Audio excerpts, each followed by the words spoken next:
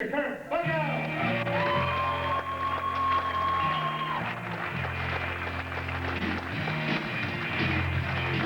Thank you, everybody. How about that Cody? Man, he's backstage.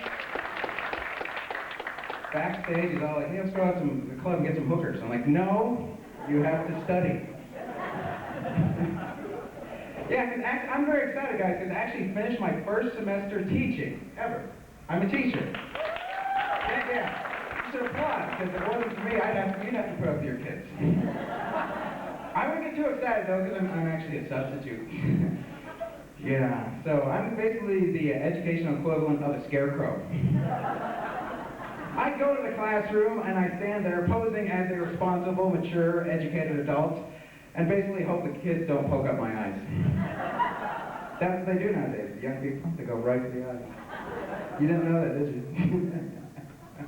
But it's weird being a sub because basically it's like having a mental disorder. Because every day when I walk into my house, my roommate asks me, "Who are you today?" And every day I have a different answer. Today I was the Spanish guy. Today I was the principal. How'd you swing that? Snuck into his office, had some duct tape. Real easy. Or today I was a child development teacher. It's where, remember, kids go to get parenting skills. And it's not like back in the day, like when Cody was in school because he's 45, or Tony. It's not like back in the day when they get an egg or a bag of flour. They get an actual doll. It kind of looks like Chucky. It's a little frightening. I punched 4 of them just to make sure they're okay.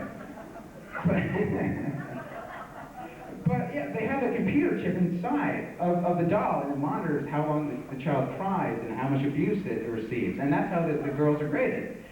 But if they actually cry, if you get them to stop crying, they have a metal key. All students have a metal key, and they just put it into the back. There's a slot it goes into, and it stops you from crying. I'm like, is this really the best message to be sending to young possible parents?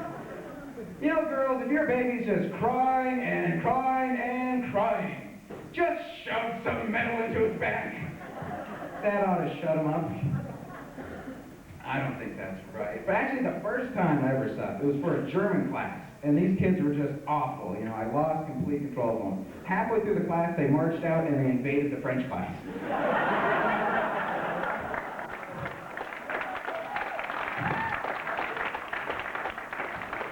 Who surrendered immediately, by the way.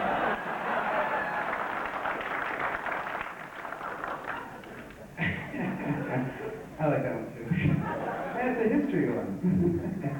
But actually, I was recently an English teacher, high school, senior English, and they were working on a paper, and it was what occupation they wanted to be when they got out of school.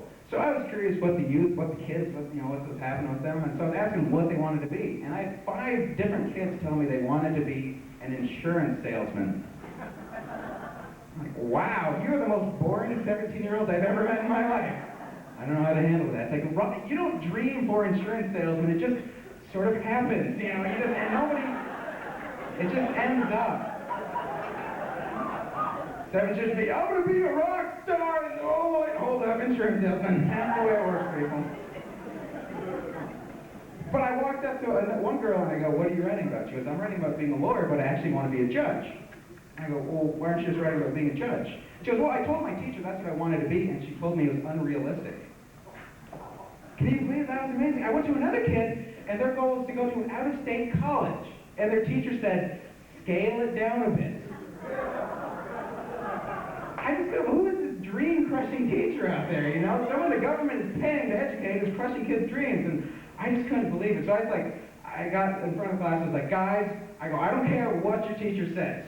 You can be whatever you want to be. I go, you do not give up on your dreams until you hit your late 20s. That's when it happens. Or until you get married, and then it's over. You accidentally get somebody pregnant, you have to move out of your parents' house, you have to take a job that you don't like just for the benefits. And then your hopes and dreams are slowly replaced with bitterness and alcoholism. Are we on the same boat? Don't skip a step, kids. Go through the whole process. Actually, the best time, the most fun I ever had was subbing for high school. It was special ed. It was a great time. I actually felt like I was making a difference. But you know what? I don't think I've ever given more high fives in all my life.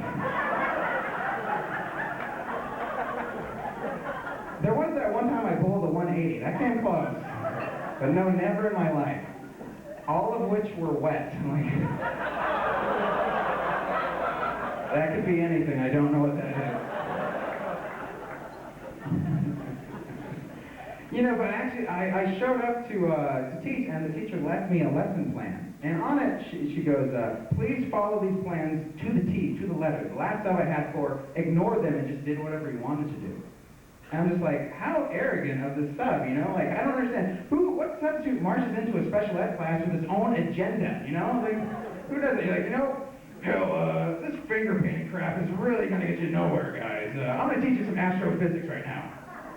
That's gonna get you a job. You guys have been good. It's time for a little game. It's called Whoever Smells Like Urine Gets Candy.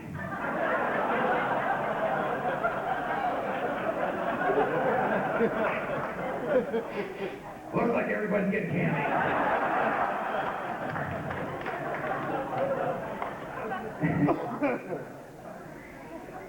Yeah, but actually, at the end of the note, at the end of the letter, she wrote, P.S. Good luck with Herman.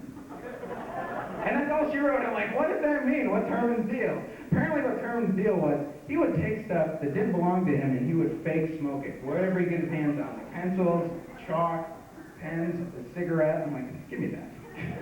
But, you know, because I didn't want him to choke on it. But when I was teaching and he reached into a backpack and he pulled out a party favor. So he's just sitting there just fake smoking, just going,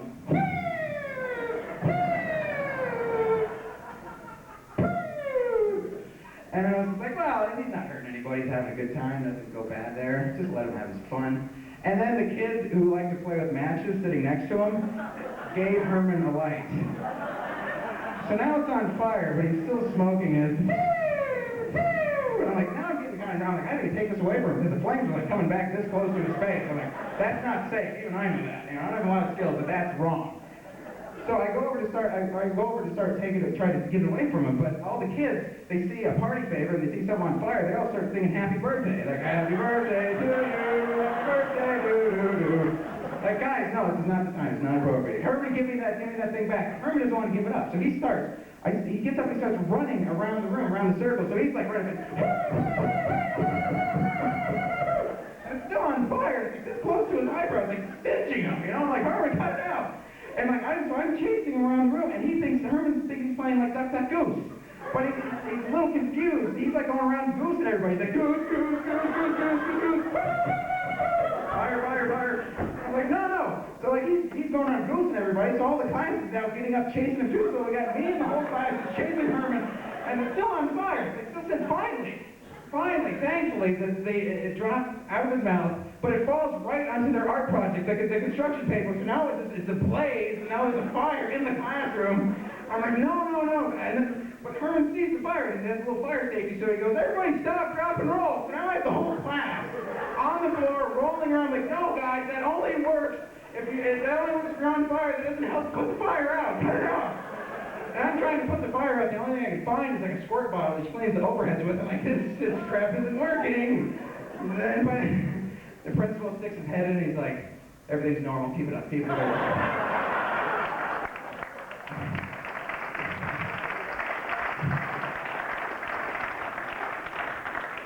Yeah, so the fire alarm goes off because the room is now full of smoke. And I get everybody out of the classroom, everything's fine, everyone's safe, but the fire department had to come and put it out, and I was actually never more proud of my subbing. I'll tell you, you're like, Kirk, what's the deal? Why? I'll tell you what, because I actually covered everything on her lesson plan. Well, the burning down the room, that wasn't a part of it. That wasn't part. But the list was, have the kids sing, physical activity, fire safety, and they get to ride on the fire truck. I covered them all. Best substitute ever. Thank you guys. You guys have been great.